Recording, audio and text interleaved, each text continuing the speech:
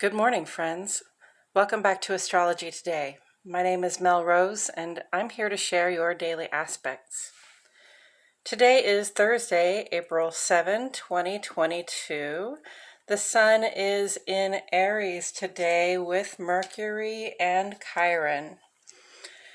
Now, Mercury is now drifting toward the door and will leave their friends behind to join Uranus and the North Node in Taurus this Sunday.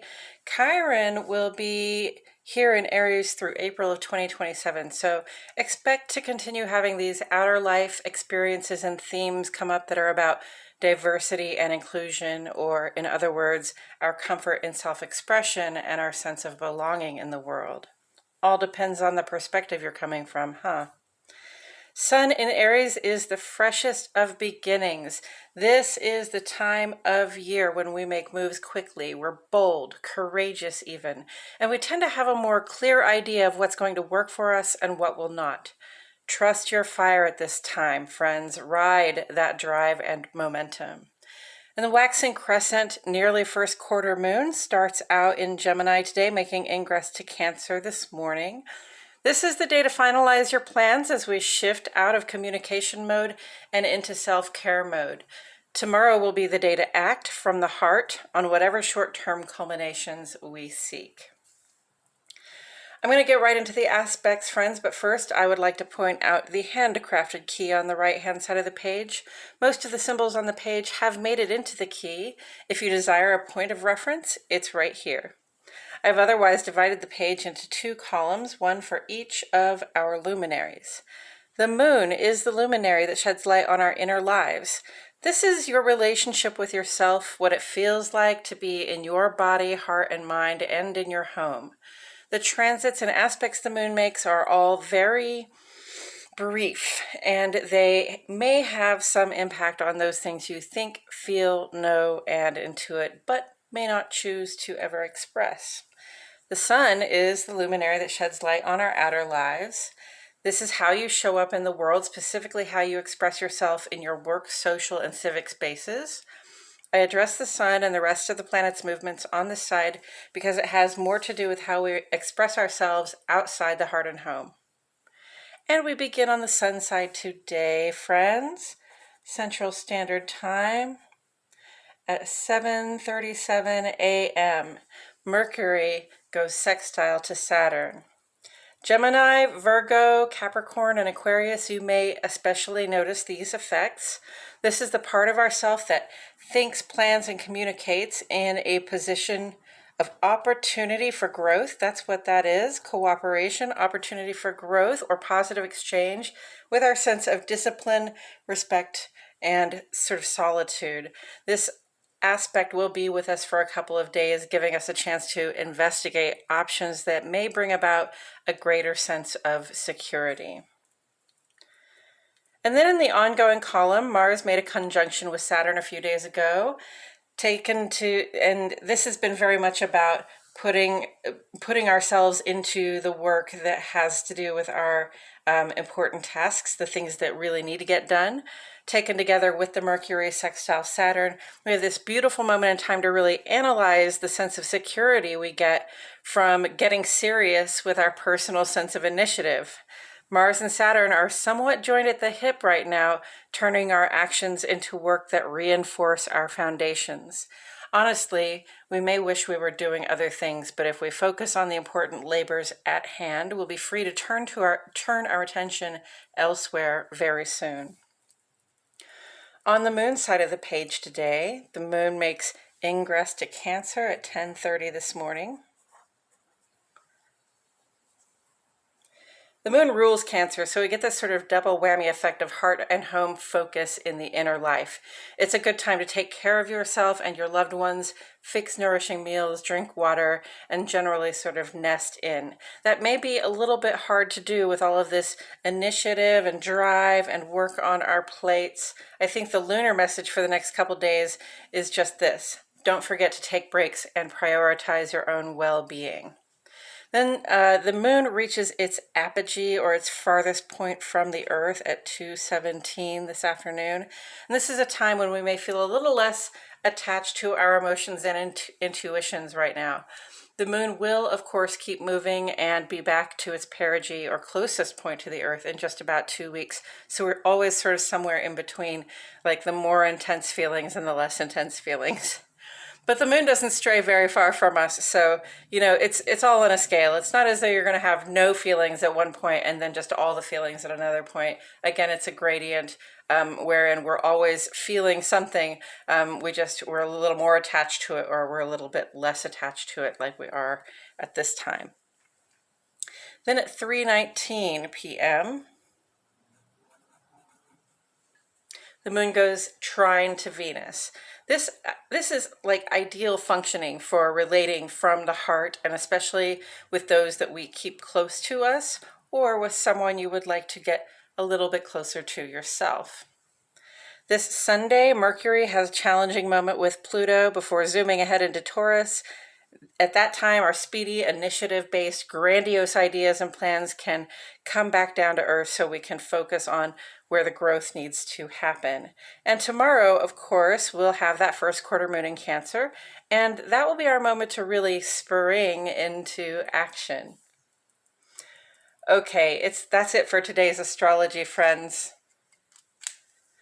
Thank you so much for tuning in. Please like my video, subscribe, and click the notifications bell. I post here every day, and I wouldn't want you to miss a thing. And friends, I appreciate it so much when you comment to ask questions or provide encouragement. It isn't just gratifying for me to know you're listening, but it lets the YouTube algorithm know that you're engaged in the content. Also, if you know anyone for whom this guidance might resonate, I encourage you to share. Word of mouth has always been my best advertiser, but more than that, I like being a resource for people, being able to feel as though they're not alone in the world, right? So sometimes you can think you're not alone in the world, and if you have a little bit of experience with astrology, you realize that once you tune into what's going on with astrology, you're like, oh no, this is happening for everybody. I'm not alone in the world. And that's one of the things I really love about astrology. So share the wealth, friends. If you know somebody who's going through it or who isn't going through it, but might feel like they're a little bit alone in the world, invite them over here to my page and ask them to tune in and see if they can get anything out of it. Now I'm going to take a couple of minutes to talk about tarot as it relates to astrology. First, I will discuss the tarot card that sits on the side of the page. Then I'll do a quick rundown of today's astrology before throwing a random card that hopefully speaks to or for today's energies. All right, let's get into that.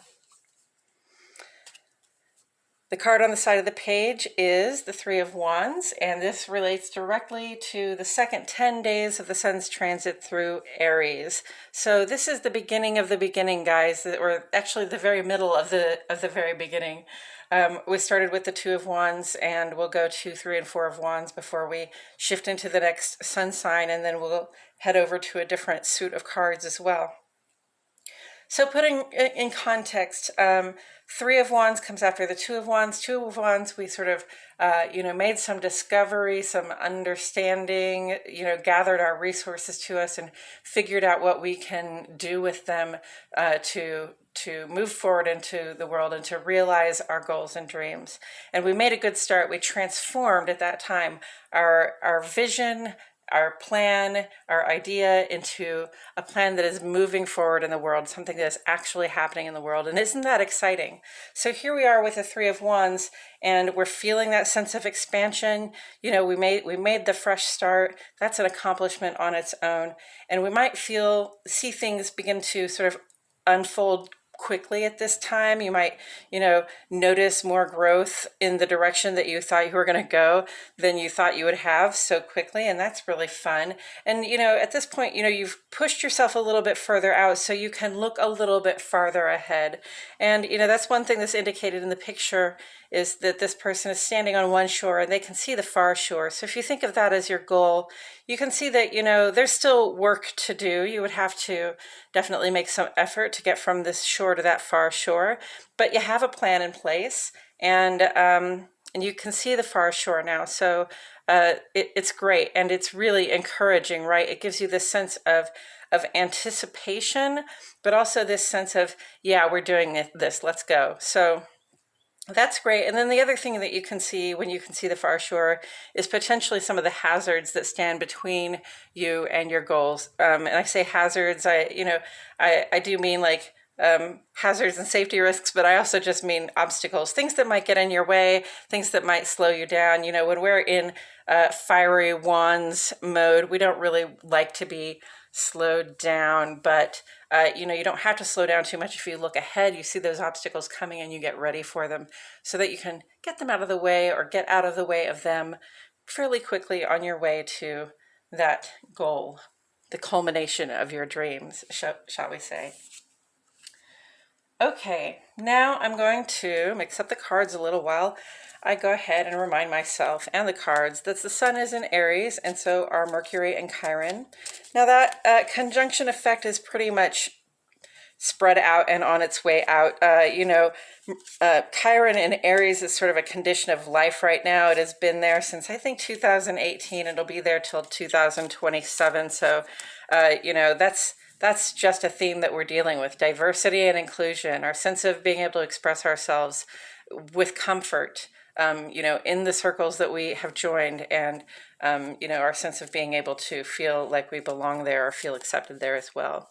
And, Mercury is going to leave Aries soon and move into Taurus. So Sun in Aries, we almost have it all to ourselves at this time. So this is that time of spark, drive, and initiative, that time where we think quickly, we can do a yes or no sort of light switch moment. We're walking into any situation, we can just say, yep, that's going to work. No, that's not going to work, and we can be really forthright, especially with Mercury still in Aries. We can be really forthright about what's going to work for us, and about what we need in order to get down the path that we're on. And then the moon is nearly a first quarter moon. It's a very waxed waxing crescent. In Gemini, moving into Cancer this morning. So Gemini is more talkative and creative, and Cancer is more sort of protective and loving, and about what's going on inside our hearts. And it's a good time, to be really sort of finalizing those plans. You're going to, kick your butt into gear tomorrow, getting those, starting to do the work to get the plans to get yourself to that culmination goal by the full moon. Some culmination or partial culmination of a goal would be great to have by the full moon. And it's really just a reminder, Moon in Cancer says, don't forget to take care of yourself, and don't forget to take care of your loved ones as well, because, we can be very ambitious at this time. And, Aries sometimes forgets compassion, forgets to be very kind or loving to those people that they love. Not that they don't love them. Aries are very loyal. Aries is a very loyal feeling sign, but definitely in the sort of quest to move forward, in that sort of quick, hurried, assertive way of being, we can forget to take care of ourselves and others. And then Mars is Aries ruling planet, and Mars is sitting in Aquarius with Saturn, conjunct with Saturn right now. So again, that brings with it a reminder to take breaks, take care of yourself, attend your relationships. Don't just think it's all about you and the work that you have to do, although a lot of it is. And then on the sun side, Mercury sextile Saturn just came in. Mars conjunct Saturn is on its way out. But together, we have this great time to be investigating our options toward a stronger foundation, better security, better strengthen our social networks. And that's great that we're thinking about that, because we've also been putting in a lot of work on some important tasks with Mars conjunct Saturn. And then on the moon side today, moon goes ingress to Cancer. Don't forget to hydrate. We're feeling things a little bit less. And then we get this really beautiful space of time in the afternoon, say between 3:15 and 5:15 or after, to spend with someone you really like. That could be yourself. It could be somebody else. It could be somebody you're very attracted to. It could just be someone that you love a lot. This is heart and home stuff. So, take advantage of the good opportunity to relate. And with all of that said, I'm going to turn this card. The 10 of Cups. What did I say? Take advantage of this good opportunity to relate. That's what that says to me. Ten of Cups really speaks to that moon trine Venus vibe right there, because this is about complete emotional fulfillment, okay? And you get a sort of a heart shape here, you get a rainbow, you get two people gazing at one another like they're in love. In other tarot decks, you'll see those people sort of looking up at the rainbow with children playing nearby and like a farmhouse off in the distance and a river running through it. And it's just that feeling like you've put a lot of love, a lot of loving energy, you've poured a lot of your heart and your intuition even, and your creative power into a situation where you're seeking fulfillment, and you've gotten there. You you did it right. You found the happiness. You found the sort of happily ever after sort of vibration for yourself with somebody that you love, and that's really great news. Especially to be feeling so emotionally fulfilled, completely emotionally fulfilled as you start out on this new quest. That means that you don't have to get interrupted on your quest forward, on your important tasks, the things that you're working on, again, and still the sort of shoring up of our foundations and our networks, those people and things that we rely on for support and validation, and our responsibility to maintain them, right? We've got goals in mind for our future security, and it's really nice to have the emotional satisfaction, fulfillment part in hand when you're setting off on that new journey, because then you're not likely to get blindsided or interrupted by, say, a new romance or a new emotional connection that is there to sort of topple you off of your game or distract you from your goals.